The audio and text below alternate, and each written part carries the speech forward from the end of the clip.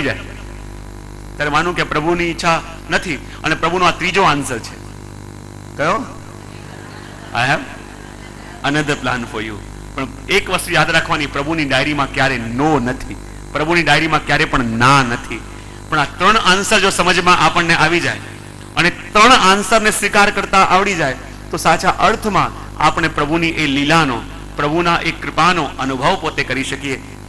માટે એ જ વાત અહીંયા શ્રી મહાપ્રભુજી પણ આપણને બતાવે અને કહે કે આપણા વૈષ્ણવોનું ધન એ આપણા ઠાકોરજી છે. અને જેવી રીતે સંપત્તિ હોય, ખજાનો હોય, તમે એને ક્યાંય છૂટો મૂકશો? ક્યાં મૂકશો? મુંબઈના વૈષ્ણવ તો બહુ ડાયા, બધું જાણે, સરસ. ખજાનો હોય તમે ક્યાં મૂકશો? એવી રીતે સાચવીને મૂકશો કોઈની દ્રષ્ટિ ના પડે, એવી રીતે સાચવીને મૂકશો કે કોઈની બુરી નજર એની ઉપર ન લાગે, બરાબર? અને એવી રીતે અહીંયા કહે કે આપણો પણ ખજાનો શું છે? આપણો ખજાનો પણ આપણા ઠાકોરજી છે. અને પૂંજી આપણી સાચી શું છે? એ આપણા પ્રભુમાં રહેલો આપણો ભાવ, એ જ આપણી પૂંજી છે. અને જેમ મનુષ્ય, જેમ વ્યક્તિ એ પોતાના ખજાનાને સાચવીને રાખે, એ જ પ્રમાણે આપણા ભાવને પણ એ ખજાના રૂપે સાચવીને રાખવાની જરૂર છે. કારણ કે જરાક ભાવ બદલાયો ને, જરાક ભાવમાં ફરક પડ્યો અને પ્રભુના ગુણગાન છોડી જ્યાં આપણા ગુણગાન કરવાનો ભાવ આવી ગયો, સમજી લો ગયા કામથી. પ્રભુ પલમાં ક્યાંય બેસાડે, પલમાં ક્યાંય પહોંચાડી દે, એક પલની વાર ન લાગે. અને એટલા માટે શ્રી મહાપ્રભુજી પણ કહે કે જેમ વ્યક્તિ પોતાના ખજાનાને સાચવીને રાખે, બરાબર એવી રીતે આપણા પ્રભુના ભાવને, પ્રભુના સ્વરૂપને આપણા હૃદયમાં સાચવીને રાખો. કારણ કે આ જગતની અંદર જ્યારે તમારા હાથે કંઈ સારું કામ થાય અને બહાર જ્યારે લોકો વાહ વાહ કરવા લાગે ત્યારે બહુ સાવધાન થઈ જવાનું. સૌથી જીવનનો ખતરનાક મોડ એ કહેવાય. લોકોની પ્રશંસાને જો આપણે સાચું માની લીધું, લોકોની પ્રશંસાને જો સત્યના રૂપમાં સ્વીકાર કરી લીધી અને નિમિત્ત મટીને પોતાને કરતા માનવા લાગ્યા તો સમજી લો ગયા કામ.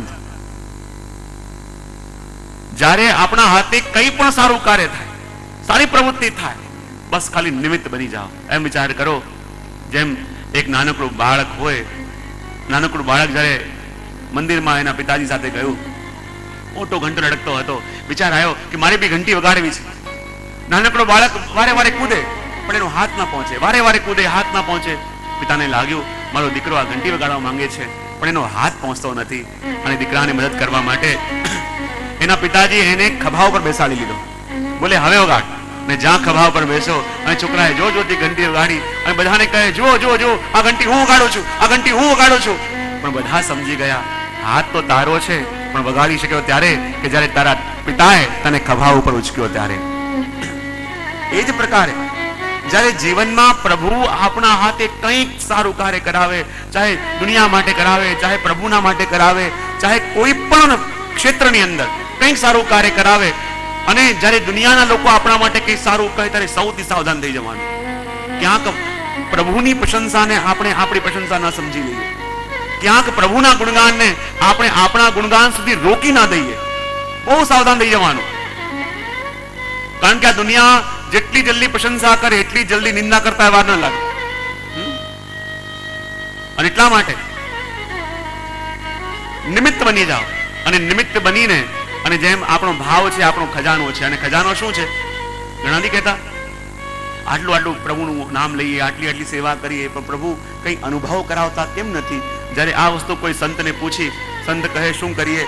લોકો સેવા તો બહુ કરે, સત્સંગ તો બહુ કરે, ભગવદ કાર્ય તો બહુ કરે, પણ એક તકલીફ થઈ જાય. બોલે શું? કે જ્યારે માણસ એક બંજર ભૂમિને ખેડે, એમાં બી વાવે, એમાં ખાતર નાખે, એને બહુ સાચવે, અને જ્યારે આખું ખેતર સુંદર ભરાઈ જાય અને એમાં નવા નવા સુંદર સુંદર ફળ લાગે, અને ફળ લાગતાની સાથે એ ખેતરની આસપાસની જે વાડ હોય એ વાડને ખોલી નાખે તો શું થાય? બધા પશુઓ આવીને એ આખો ખેતર ચરી જાય. તો કે આપણી સાથે પણ એવું થાય. જ્યારે આપણે પ્રભુનું સેવા પ્રારંભ કરીએ, ખેતર ખેડ્યું હૃદય રૂપી, જ્યારે ભગવત ગુણગાન ગાતા ગાતા હૃદય આપલાવિત થયું, યાની એની અંદર હવે ભક્તિના બીજ રોપાયા. સત્સંગ કરવા લાગ્યા, યાની હવે ભક્તિનું બીજ અંકુરિત બન્યું. જ્યારે ઠાકોરજી અનુભવ કરાવવા લાગ્યા ત્યારે એમાં ફળ લાગ્યો. અને જ્યાં પ્રભુ અનુભવ કરાવવા લાગ્યા એનો મતલબ એમાં ફળ લાગ્યા. અને જેવા ફળ લાગ્યા, પ્રભુ અનુભવ કરાવવા લાગ્યા. અને એ વસ્તુ યદી આપણે કોઈ ગુરુને કે કોઈ ભગવદી જે એ ભાવને સમજી શકતો હોય એને કહીએ ઠીક છે, એને કહીએ સારું છે. પણ એ વસ્તુ જો જગતમાં આપણા પ્રશંસા માટે કે આપણી વાહવા માટે કહેવા લાગ્યા તો સમજી લો જેમાં હજી ફળ લાગ્યા હતા અને વાડ આપણે ખોલી દીધી. અને વાડ ખુલી ગઈ અને જેટલા પણ જે પશુ પક્ષીઓ હતા એ આવીને બધા ફળ ખાઈ ગયા અને આપણે જ્યાં હતા ત્યાં ત્યાં પાછા આવી ગયા. માટે શ્રી મહાપ્રભુજી અહીંયા કહે કે આ પ્રભુ એ આપણું ધન છે અને આ ધનને, પ્રભુ માટેના આપણા ભાવને આપણી પૂંજી માની, આપણી કિંમતી અનુભૂતિ માની એને હૃદયરૂપી તિજોરીમાં કેદ કરીને રાખજો. અને જ્યારે જ્યારે પણ એવું લાગે કે કદાચ આ ભાવ હવે પ્રગટ થવા લાગ્યો છે તો થોડા સમય માટે ક્યાંક સંતાઈ જા, જાહેરમાં ના. મને આ છે કે મારા ક્યાં બારગામાં એક વૈષ્ણવ હતા ને જ્યાં ખૂબ ભગવદી વૈષ્ણવ અને ખૂબ બિચારા ક્યાંય બહાર કઈ લે નહીં અને એટલું પાડે અને જ્યાં મારી સામે બેઠા હતા અને બે ચાર વૈષ્ણવ આવ્યા અને કહે છે ખરેખર આ ભગવદી તો એટલા ભગવદી છે ક્યાંય કઈ લેતા નથી, બહારનું પાણી પણ ન લે, 5-6 દિવસની યાત્રા હોય તો બિચારા સાવ ભૂખ્યા તરસ્યા લે, કઈ ના લે. એ બિચારા બેઠા બેઠા આંખમાંથી આંસુ પડે, રડતા રે અને પછી જેવા બહાર નીકળ્યા અને એને મનમાં ચેન નતું કે આ બધો મારા માટે આવું કેમ બોલે છે. ને જેવા બહાર નીકળીને ગયા તો કઈ બહારની ખાણીપીણીની કોઈ લારી હોય એ વૈષ્ણવની નજર પડે એવી રીતે ત્યાં જઈને ઉભા રહી ગયા. અને જેવી ત્યાં જઈને ઉભા રહી ગયા, કઈ લેતા નતા પણ ત્યાં જઈને એવી રીતે ઉભા રહી ગયા કે જેથી એ લોકોને એમ લાગે કે આ કઈ ખાઈ પીએ છે. અને પાછા એ લોકો અંદર આવ્યા અને કહે જુઓ એ તો કેવો ઢોંગ કરે છે, અમને એમ કઈ લેતા નથી. અને ત્યાં જઈને ઉભા હતા અને જ્યાં મેં કહું કે આવી વાત થઈ એ કે બસ જે હવે મને શાંતિ થઈ કે મારો હવે બગાડ નહીં થાય, હવે મને આનંદ થયો કે હવે મારો બગાડ નહીં થાય. અને સાચા અર્થમાં ભાવનું રક્ષણ કરવું સૌથી મોટી વસ્તુ છે. ઠાકોરજીની કૃપાથી જે ભાવ હૃદયમાં આવ્યો હોય, જે ભાવ હૃદયમાં જાગ્યો હોય, એ ભાવની રક્ષા આપણે કરી લઈએ તો સાચા અર્થમાં પ્રભુને લાયક રહીએ. એ જ વાત શ્રી મહાપ્રભુજી આની અંદર કહે કે આપણા પ્રભુ સર્વસમર્થ છે ને સર્વસમર્થ હોવાને કારણે જેમ આપણા કાર્ય તો સાધે છે ને જોડે આપણા ધન પણ છે. અને જેમ સાધારણ વ્યક્તિ પણ એના ધનને, એની પૂંજીને સાચવીને રાખે, અહીંયા સુધી કે કોઈની અંદર સાવ અક્કલ ન હોય એને પણ કોઈ વસ્તુ ગમતી હોય ને એના માટે પૂંજી કહેવાય, એને પણ એવી રીતે સાચવીને રાખશે કે લાખ લોકો લેવા જાય એને આપી નહીં દે, એને નહીં લઈ જવા દે. એમ આપણું ધન એ આપણો ભગવત ભાવ છે, આપણું ધન એ આપણી સેવા છે.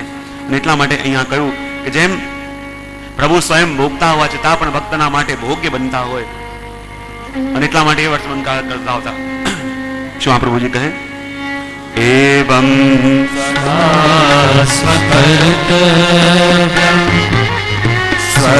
સ્વયમેવ કરીષ્યતિ પ્રભુ સર્વસમર્થો હિ તતો નિશ્ચિંતતા વ્રજે એવં સદા સ્મકર્તવ્યં સ્વયમેવ કરીષ્યતિ પ્રભુ સર્વસમર્થો હિ તતો નિશ્ચિંતતા વ્રજે તતો નિશ્ચિંતતા વ્રજે તતો નિશ્ચિંતતા વ્રજે.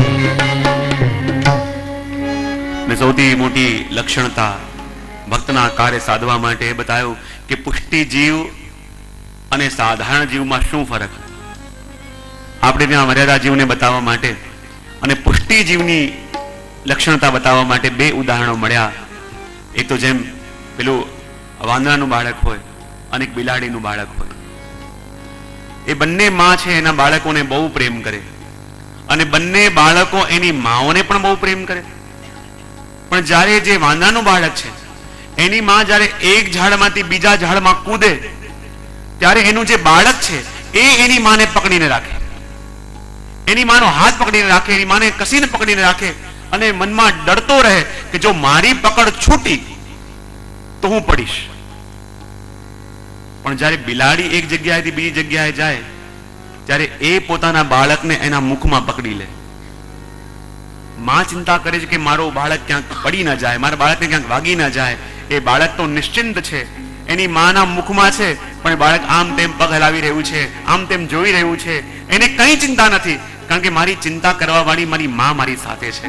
તો જેમ પેલું વાંદરાનું બાળક જેવું છે કે જે પોતે પોતાની માને પકડીને રાખે, એ મર્યાદા ભક્ત કે જે સાધન કરે, પોતાને શુદ્ધ કરે કે ક્યાંક મારી પકડ પ્રભુથી છૂટી ન જાય, ક્યાંક મારી પકડ ન છૂટે કે હું પ્રભુથી દૂર થાઉં. અને પુષ્ટિ ભક્ત કેવો પેલા બિલાડીના બાળક જેવો કે એના માટે પ્રભુને નિશ્ચિંતા, પ્રભુ ચિંતા કરે કે ક્યાંક આ મારાથી દૂર ન જાય. એના બધા કાર્ય એવા અનુકૂળ કરી આપું, એના બધા કાર્ય એવા સાધી આપું કે કોઈ પણ બહાને એ મારી પાસે રહે, એ મારી સેવામાં રહે, એ મારું સ્મરણ કરતો રહે, એ મારું મનન કરતો રહે. એ વાત કરી અને વૈષ્ણવોનો અર્થ પુરુષાર્થ બતાવ્યો. અને એ જ વસ્તુ વૃત્રાસુર ચતુશ્લોકીની અંદર અર્થ પુરુષાર્થનું વર્ણન કરતા વૃત્રાસુર કહે ન નાક પૃષ્ઠમ ન ચ પારમેષ્ઠમ ન સાર્વભૌમમ ન રસાધિપત્યમ ન યોગ સિદ્ધિ પુનર્ભવમ વા સમંજસત્વા વિરહૈયકાંક્ષે સમંજસત્વા વિરહૈયકાંક્ષે. જ્યારે ઉત્તરાસુરને ભગવાને પૂછ્યું, જો ઉત્તરાસુર તું કહેતો હોય તને આખા પૃથ્વીનું રાજ્ય આપી દઉં, ઉત્તરાસુર કે પ્રભુ ના જોઈએ. કહેતો હોય તને બ્રહ્મલોકનું રાજ્ય આપી દઉં, બોલે એ પણ ના જોઈએ. ઉત્તરાસુર તું જો કહેતો હોય તને આખા સ્વર્ગનું રાજ્ય આપી દઉં, ઉત્તરાસુર મારે એ પણ ના જોઈએ. ભગવાન કહે જો ઉત્તરાસુર તારી ઈચ્છા હોય તો તને કોઈ મોટી યોગ સિદ્ધિ આપી દઉં, તું પાણી પર ચાલતો થઈ જઈશ, તું હવામાં ઉડતો થઈ જઈશ. ઉત્તરાસુર કે પ્રભુ આ બધી સિદ્ધિઓ લઈને હું શું કરું? આ સિદ્ધિઓ લઈને પછી મારે કોને ખેલ બતાવવા? નથી પેલા બહુ મોટા કોઈ એવા ત્યાગી આવ્યા અને મોટા મોટા એનાઉન્સમેન્ટો થયા કે આમની અંદર એટલી શક્તિ છે કે પાણીમાં ચાલીને નદી પાર કરશે. અને આખા ગામના મોટા મોટા લોકો એ નદીમાં આવ્યા અને એનાઉન્સમેન્ટ થઈ કે આમણે લગભગ 40 વર્ષ સાધના કરી હિમાલયોમાં, અને 40 વર્ષ સાધના કરી અને પાણી પર ચાલતા શીખ્યા, અને 40 વર્ષ સાધના કરી પાણીમાં ચાલતા શીખ્યા. અને આખા દુનિયાના લોકો ત્યાં ભરાયા છે કિનારા ઉપર. અને આ ઋષિ ચાલતા ચાલતા ચાલતા ચાલતા બધા ધન્ય થઈ ગયા, પાણી પર ચાલે છે. ચાલતા ચાલતા જ્યારે સામે પાર ગયા ત્યાં એક નાવિક બેઠો હતો. એને કહ્યું, યાત્રીને છોકરાને કહ્યું કે જો મારી પાસે સિદ્ધિ છે, 40 વર્ષ મેં મહેનત કરી છે અને પાણીમાં ચાલતા શીખ્યો. અને ત્યાં જ પેલા છોકરાએ નાવ ચલાવવા વાળાને 25 પૈસા આપ્યા કે મને સામે પાર લઈ જા. અને પેલો લઈ ગયો. અને કે જે કામ 25 પૈસામાં થઈ શકે એ કામ કરવા માટે જીવનના 40 વર્ષ વેઠવી નાખ્યા. આ બધું મેળવીને શું કરવાનું? ઉત્તરાસુર પણ કહે આ બધી સિદ્ધિઓ મળે અને સિદ્ધિઓ મેળવીને હું મારી વાહવામાં પડું? મારે તો પ્રભુ આપની સેવા કરવી છે, મારે તો પ્રભુ આપના ગુણગાન ગાવા છે, મારે તો પ્રભુ આપનું સ્મરણ કરવું છે. મારી યોગ સિદ્ધિ પણ ન જોઈએ, મારે પ્રભુ કોઈ પદાર્થ ન જોઈએ, કારણ કે આખી દુનિયા પ્રભુ આપના માટે ભાગતી હોય. અને એવા પ્રભુ આપ મારી સામે ઉભેલા હો અને મને માંગવાનું કહેતા હોય તો પ્રભુ આપને છોડીને હું બીજું શું માંગુ? કોઈ શાયરે પણ કહ્યું છે ને कि किसी के पास कुछ नहीं तो हस्ती है ये दुनिया, किसी के पास कुछ नहीं तो हस्ती है ये दुनिया, किसी के पास सब कुछ हो तो जलती है ये दुनिया, किसी के पास कुछ नहीं तो हस्ती है ये दुनिया, किसी के पास सब कुछ है तो जलती है ये दुनिया, पर हमको तो वो मिला है कि जिसके लिए तरसती है ये दुनिया. અને એવા પ્રભુ કે જેના માટે આખી દુનિયા તરસે, અને એવા પ્રભુ મારી સામે ઉભા હોય અને મને માંગવાનું કહેતા હોય કે જે જોઈએ તે આપું, તો પ્રભુ એ મૂર્ખો જ હશે કે જે આપની પાસે આપને માંગ્યા વિના આપનાથી કંઈક માંગે. પ્રભુ હું તો આપને માંગવા માંગુ છું, મને આપની પાસે કંઈ ના જોઈએ, મારે તો પ્રભુ આપની જરૂરત છે, હું તો આપને ચાહું છું, હું તો આપને જ માંગુ છું અને સદા આપની પ્રીતિ જે હું માંગુ છું એ વાત ત્રાસુરે પોતાનો અર્થ પુરુષાર્થ બતાવતા કહ્યું, કારણ કે વૈષ્ણવનું ધન, વૈષ્ણવની નિધિ, વૈષ્ણવની પૂંજી એ જ આપણા ઠાકોરજી. અને એ જ વસ્તુ ઉત્તરાસરે પણ કહી આગળ ત્રીજા શ્લોકની અંદર કામ પુરુષાર્થનું વર્ણન કરાવતા શ્રી મહાપ્રભુજી આપણને કહી રહ્યા છે, વૈષ્ણવનો ધર્મ જોયો, વૈષ્ણવનો અર્થ જોયો અને વૈષ્ણવના કામનું વર્ણન કરતા અહીંયા કહે છે, શ્રી ગોકુલાધીશો સર્વાત્મનાદિ પરમ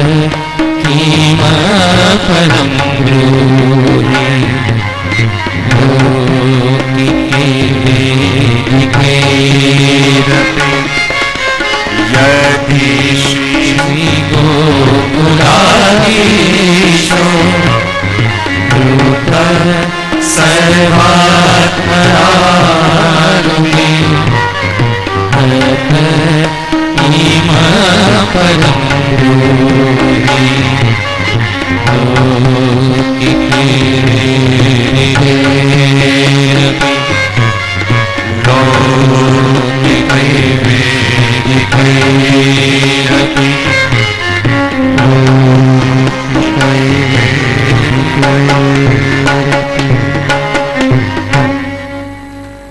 પ્રભુની સેવા કરવી, પ્રભુને ભજવા, પ્રભુને સુખ આપવું એ આપણા વૈષ્ણવોનો ધર્મ પુરુષાર્થ. અર્થ પુરુષાર્થ શું? તો કહે પ્રભુ કંઈક આપે એ અર્થ નહીં, પણ પ્રભુ જ મળી જાય, પ્રભુ પોતાને જ આપણને આપી દે એ આપણું અર્થ. અને વૈષ્ણવનો કામ પુરુષાર્થ શું? વાત્સ્યાયન મુનિ કહે કામની વ્યાખ્યા આપતા, કામ પુરુષાર્થની જ્યારે વાત આવે એટલે કામ એટલે ખાલી લૌકિક વિષય વાસના નહીં, પણ આપણા મનની અંદર જે પણ કોઈ પણ ઈચ્છા જાગે એ દરેક ઈચ્છાનો સમાવેશ થાય કામ પુરુષાર્થની અંદર. તો અહીંયા શ્રી મહાપ્રભુજી કહે છે કે વૈષ્ણવના ધર્મ, અર્થ, કામ અને મોક્ષ આ ચારે પુરુષાર્થોની વાત કરવી છે. પ્રભુની સેવા એ ધર્મ, પ્રભુ મળે એ અર્થ. હવે કામ એટલે શું? જો જ્યારે કોઈ મળ્યું જ નથી, ક્યારે એને જોયા જ નથી, ક્યારે એનો અનુભવ કર્યો નથી, ત્યારે જે પીડા થાય ને, ત્યારે એની જે યાદ આવે તો એ યાદ ક્યારેક ક્યારેક તો સહન થઈ જાય. પણ એકવાર મળ્યા પછી જ્યારે એનો વિયોગ થાય, એકવાર મળ્યા પછી જ્યારે એ છોડીને આપણને જાય અને એના માટે જે તાપ થાય, જે વિપ્રયોગ થાય, જે પીડાનો અનુભવ થાય, એ જ વસ્તુ છે આ વૈષ્ણવનું કામ. આપની સેવા મળી અને આપે અમને પોતાને સોંપ્યા, યાની આપ અમને અર્થ રૂપે મળ્યા. જ્યારે આપની સેવા કરી ત્યારે તો અમારો ધર્મ નિભાયો, અને અમારા ધર્મ નિભાવવાનો શું પરિણામ મળ્યું કે આપે પોતાની જાતને અમને સોંપી અને આપ અમારા અર્થ થયા. પણ જ્યારે મળેલા પ્રભુ આપણને છોડીને પધાર્યા અને જે પીડાનો અનુભવ આપણને થાય, પ્રભુના વારે વારે દર્શન કરવાનું મન થાય, પ્રભુના દર્શન કરવા માટે જ્યારે જીવ બેચેન થઈ જાય, રહી ના શકે, અને એવા વિપ્રયોગને જ આપણે ત્યાં કહેવામાં આવે કે આ વૈષ્ણવનું કામ પુરુષાર્થ. જેવી લાલસા આપણા માટે લૌકિક સુખો માટે છે, એવી લાલસા જ્યારે પ્રભુના દર્શન માટે જાગી જાય કે પ્રભુના દર્શન કર્યા વિના જીવ રહી ન શકે, અને એવી દશા થઈ જાય કે જાણે કોઈ માછલીને જલમાંથી અલગ કરો અને જેમ માછલી તડપે, ન મરી શકે, ન જીવી શકે, જેવી દશા એની એવી થાય, એવી દશા પ્રભુથી દૂર થઈને જ્યારે જીવની થાય ત્યારે માનું કે આ પુષ્ટિ માર્ગી કામ પુરુષાર્થ એને સિદ્ધ થયો. ત્યારે કુંભનદાસજીને લઈને શ્રી મહાપ્રભુજી જતા હતા અને કુંભનદાસજીને એટલો તાપ કે મારા શ્રીજીને છોડીને જવું પડશે, મારા શ્રીજીની સેવા છોડીને જવું પડશે, મારા પ્રભુની સેવા છોડીને કેમ કહીને જઈશ? અને હજી તો થોડા ડગલા આગળ ચાલ્યા હશે, થોડા ડગલા ચાલ્યા હશે અને એટલો તાપ થયો, એટલો વિપ્રયોગ થયો અને પદ ગાયો કે કિતે દિન વૈજુ ગયે બિન દેખે. એ પ્રભુ આપના દર્શન કર્યા વિના કેટલો સમય વીતી ગયો, કેટલા કેટલા યુગ વીતી ગયા, કેટલી ક્ષણો થઈ છે કે હમણાં પ્રભુથી દૂર ગયા છે. અને એક એક ક્ષણ કુંભનદાસજીને એવો અનુભવ થાય કે જાણે પ્રભુના દર્શન કર્યા વિનાની જે એક એક ક્ષણ વીતી છે, આ એક એક ક્ષણ નહીં પણ એકો એક યુગ વીતી ગયા કે પ્રભુ આપના દર્શન નથી થયા. અને કેવો તાપ પ્રભુના દર્શન માટેનો, કેવો તાપ પ્રભુની સેવા માટેનો. અને એવો તાપ જ્યારે પ્રભુની સેવા માટે, એવો તાપ જ્યારે પ્રભુના દર્શન માટે જાગે, એ જ વૈષ્ણવનું કામ છે. કે જ્યારે કુંભનદાસજીને ખબર પડી કે એમના પુત્ર કૃષ્ણદાસજીને વાઘે મારી નાખ્યો, અને જ્યારે વાઘે મારી નાખ્યો એમના પુત્રને ખબર કુંભનદાસજીને પડી, જીવનમાં પહેલી વહેલી વાર કુંભનદાસજી ખૂબ રોયા અને મૂર્છિત થઈને ઢળી પડ્યા. ગામના લોકો નિંદા કરવા લાગ્યા, જુઓ તો ખરા, મોટા ભગવદી હતા કહેવાતા હતા, મોટા વૈષ્ણવ કહેવાતા હતા, કે જેને મોહ માયા સ્પર્શી ન શકે. પણ જુઓ આ પુત્રના મરણનું દુઃખ કેવું છે. જ્યારથી ખબર પડી કે કુંભનદાસજીના પુત્રનું મરણ થયું, દુસ્કે રડી રહ્યા છે, મૂર્છિત થઈને ઢળી પડ્યા છે. અને જ્યાં બધા ગામના લોકો નિંદા કરવા લાગ્યા, અને ત્યાં જે ગુસાઈજી પસાર થયા, વૈષ્ણવની વાત સાંભળી કહે, અરે તમે કુંભનદાસજીને શું જાણો? તમે લૌકિકમાં ફસાયેલા જીવો આ કુંભનદાસજીના ભાવને શું જાણો? જે કુંભનદાસજીની નિંદા તમે એટલા માટે કરો છો કે કુંભનદાસજી એમના પુત્રના વિયોગમાં રડી રહ્યા છે. પણ એ વૈષ્ણવ કુંભનદાસજી એટલે નથી રડતા કે એમના પુત્રને સિંહે મારી નાખ્યો. કુંભનદાસજી એટલે નથી રડી રહ્યા કે એમના પુત્રનું અવસાન થયું. કુંભનદાસજી તો એટલે રડે છે કે એમના પુત્રનું મરણ થયું, 10 દિવસનું સૂતક લાગ્યું અને ઠાકોરજીની સેવા છૂટી ગઈ. માટે કુંભનદાસજી રડી રહ્યા છે. અને જ્યારે ગુસાઈજી કહ્યું, કુંભનદાસ ઉઠો, कल दर्शन करवे आइयो, तुमको जरूर दर्शन करावेंगे. જ્યાં આ વાત ગુસાઈજી કહી અને જાણે એક મૃતદેહની અંદર પ્રાણ પુરાયા હોય એ પ્રકારે કુંભનદાસજી જાગ્યા અને કે કૃપાનાથ, આપના ભક્તોના મનની વાત આપના સિવાય બીજું કોણ જાણે. અને ત્યારથી આપણે ત્યાં ક્રમ આવ્યો કે જ્યારે ઠાકોરજીના સન્મુખ ઝારીજી બિરાજતા ન હોય એ સમયે સૂતકીને દર્શન થાય. પણ જુઓ, કુંભનદાસજી જેવો તાપ હૃદયમાં જાગતો હોય તો દર્શન કરવાનો આગ્રહ રાખજો. આ માર્ગ નકલ કરવાનો નથી. એવી દશા જાગતી હોય કે પ્રભુ વિના રહી ન શકાય, પ્રભુ વિના પ્રાણ રહેવા સંભવ ન લાગે તો આગ્રહ રાખજો. ભક્તિ માર્ગમાં કોઈ શું કરે છે ક્રિયાની નકલ થાય, પણ કોઈના ભાવની નકલ ક્યારે પણ ન થાય. એટલા માટે અહીંયા કહી દઉં કે વૈષ્ણવનું કામ શું? તો કહે કે ઠાકોરજી મળીને ગયા, હવે ઠાકોરજીને પામવાનો જે વિપ્રયોગ જીવને થાય કે એના વિના જીવ તડપવા લાગે કે પ્રભુ ક્યારે મળશો, પ્રભુ આપના દર્શન ક્યારે થશે. અને સાચા અર્થમાં આપણા શ્રી ગોકુલનાથજી બી કહે કે જેનું હૃદય પ્રભુના માટે તડપે. ભગવતીની વ્યાખ્યા શું? જે પ્રભુના માટે તડપે, પ્રભુના માટે પલ પલ એમના વિપ્રયોગમાં અનુભવ કરે, એ જ તો વૈષ્ણવ છે. અને એટલે જ્યારે શ્રી ગોકુલનાથજી જતા હતા અને ઝાડીઓનો રસ્તો, અને ઝાડીઓના રસ્તામાં શ્રી ગોકુલનાથજીની બંડી ફસાઈ ગઈ ઝાડીમાં અને ફાટી ગઈ. અને જ્યાં બંડી ફાટી ગઈ, જે નવો નવો ખવાસ આવ્યો હતો, એ કોરી બંડી લઈને, કૃપાનાથ આ બંડી આપ ધરો, કોરી છે. ગોકુલનાથજી કે આ બંડી તો કોરી છે, હું કેવી ધરું? એટલે જાઓ અને તપાઈને લઈ આવો. નવો નવો ખવાસ આવ્યો તો વિચાર કરવા લાગ્યો. ગોકુલનાથજી આજ્ઞા કરી કે આ કોરી બંડી છે, એમને એમ નહીં ધરું, અને તપાવીને લાવ. તપાવીને લાવશો ત્યારે ધારણ કરીશ. પણ જંગલમાં અગ્નિ ક્યાં ગોતવા જાઉં, ક્યાં તપાવવા જાઉં, અને ક્યાં તપાવીને લાવું કે પ્રભુ ધારણ કરે? ગોકુલનાથજીના કૃપાપાત્ર વૈષ્ણવ હતા, એની પાસે ગયા અને કહે કે શ્રીજી આજ્ઞા કરી દીધી છે કે આ બંડી તપાવીને લાવો ત્યારે હું ધારણ કરીશ, પણ આ જંગલમાં ક્યાં અગ્નિ ગોતું અને ક્યાં તપાવવા જાઉં? ત્યારે પેલા વૈષ્ણવને હસવું આવી ગયું. કહે શ્રી ગોકુલનાથજી આજ્ઞા કરી કે આ બંડી તપાવીને લાવો પછી હું ધારણ કરીશ. તો આપે કહું તપાવીને લાવો એટલે અગ્નિમાં અડાવીને લાવો એમ નહીં. અને અગ્નિમાં ધરેલી બંડી ગોકુલનાથજી ધારણ કરતા નથી. આપે આજ્ઞા કરી બંડીને તપાવી લાવો, એનો મતલબ એમ કે કોઈ ભગવતીના હૃદયને અડાવીને લાવો. કારણ કે ભગવતી જન એ છે જેનું હૃદય પ્રભુના તાપમાં તપતું હોય. ભગવતી જન એ છે કે જેનું હૃદય પ્રભુના વિપ્રયોગમાં સદા જલતું હોય. અને એવા તાપમાં તપેલી બંડી શ્રી ગોકુલનાથજી ધારણ કરે છે. અને એટલા માટે અહીંયા કહ્યું કે વૈષ્ણવનું કામ શું? કે બસ પ્રભુ આપના દર્શન મળે. કે જે વાત ગોપીઓ કહે ત્વયી ધૃતાસવ, ગોપીઓ શું કહે કે પ્રભુ અમે તો આપના માટે જ પ્રાણોને ધારણ કર્યા છે, અમે આપના માટે જ જીવી રહ્યા છે. અમારી શ્વાસો ચાલી રહી છે એ આશામાં કે એક દિવસ પ્રભુ આપના દર્શન પુનઃ જરૂર થશે. અમારી અંદર હજી પ્રાણ છે તો અંદર રહેલા પ્રાણ એ જ અમારી અંદર એ વિશ્વાસ જગાવે છે કે જરૂર અમને એક દિવસ પ્રભુ મળશે. જો મળવાના ન હોત તો પ્રાણ દેહમાં રહ્યા ન હોત, અમને છોડીને ક્યારના ચાલ્યા ગયા હોત. પણ પ્રભુનો મિલાપ, પ્રભુનો તાપ, પ્રભુના દર્શનની પ્રીતિ અને એવી દશા થઈ જાય કે જેમ ગોપીઓ પણ પ્રભુના માટે તરસતી અને કોઈના કોઈ બહાના કરીને, કોઈ ઉલ્હાનાનો બહાનો કરી અને પ્રભુના દર્શન કરવા માટે જતી. કમલમુખ દેખત તૃપ્તિ ન હોય કે પ્રભુ આપના દર્શન કરતા અમને તૃપ્તિ થતી નથી, અને કોઈના કોઈ બહાનો કરી પ્રભુની પાસે જતી. અને એ તો વૈષ્ણવનો સાચો કામ છે. કોઈને કોઈ નિમિત્ત કરીને, કોઈને કોઈ બહાનો કરીને આપણે ઠાકોરજીના દર્શન કરવા માટે જઈએ. અને પ્રભુના દર્શન કરતી વખતે આ નેત્રો ક્યારે પણ તૃપ્ત ન થાય. અને મહાપ્રભુજી કહે છે કે કામ એટલે શું? કોઈ કહે કે ઠાકોરજી સામે પ્રગટ થઈ જાય.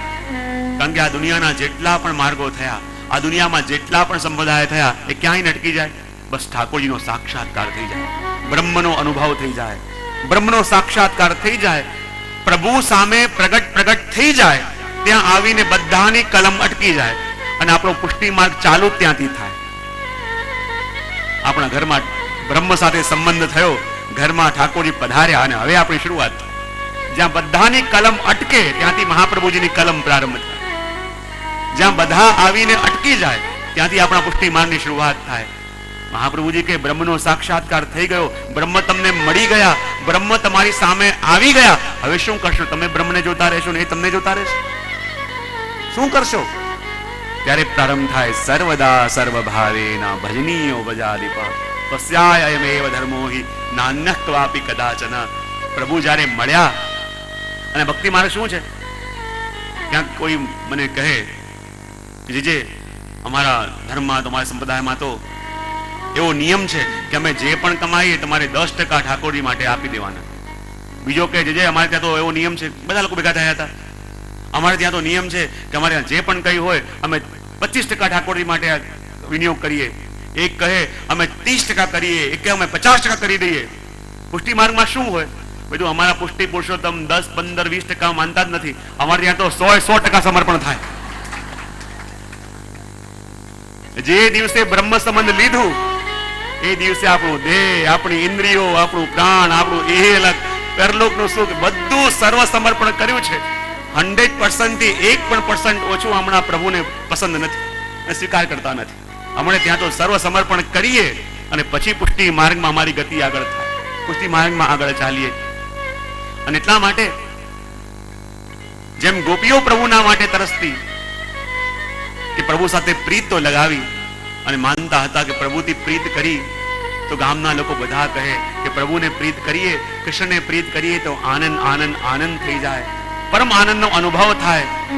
પણ જુઓ તો ખરા, જે દિવસથી આ શ્યામ સાથે પ્રીત કરી છે, આંખોની નિંદર ગઈ, દિવસનો ચેન ગયો. એટલે તો ગોપીઓ પણ કહે છે પ્રભુ આ દુનિયાની અંદર મોટા મોટા ચોરો હોય પણ આપ તો મહાચોર છો. ભગવાન કે મેં તમારું શું બગાડ્યું છે?